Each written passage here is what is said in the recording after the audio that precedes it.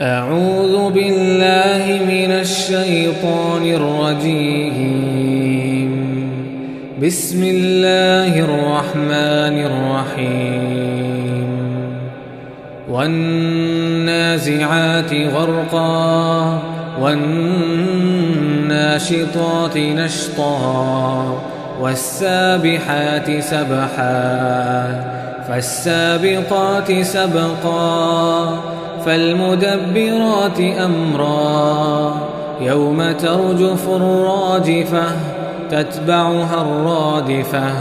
قلوب يومئذ واجفة أبصارها خاشعة يقولون أئنا لمردودون في الحافرة أئذا كنا عظاما نخرة قالوا تلك إذا كرة خاسرة فإنما هي زجرة واحدة فإذا هم بالساهرة.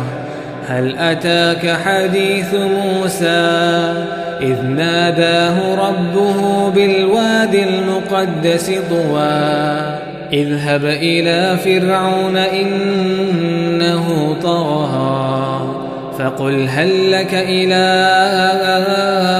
أن تزكى وأهديك إلى ربك فتخشى فأراه الآية الكبرى فكذب وعصى ثم أدبر يسعى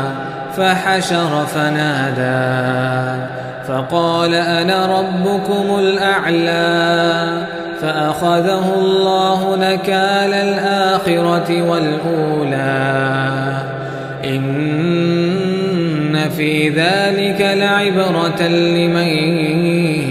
يخشى. أأنتم أشد خلقا أم السماء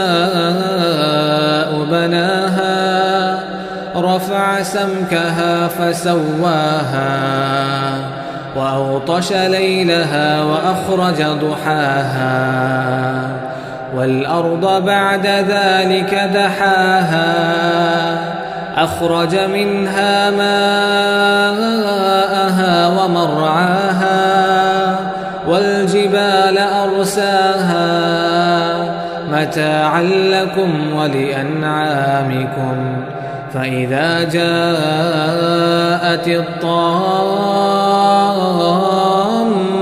الكبرى يوم يتذكر الإنسان ما سعى وبرزت الجحيم لمن يرى فأما من طغى وآثر الحياة الدنيا فإن الجحيم هي المأوى وأما من خاف مقام ربه ونهى النفس عن الهوى فإن الجنة هي المأوى. يسألونك عن الساعة أيان مرساها فيم أنت من ذكراها إلى ربك منتهاها إنما أنت منذر من يخشاها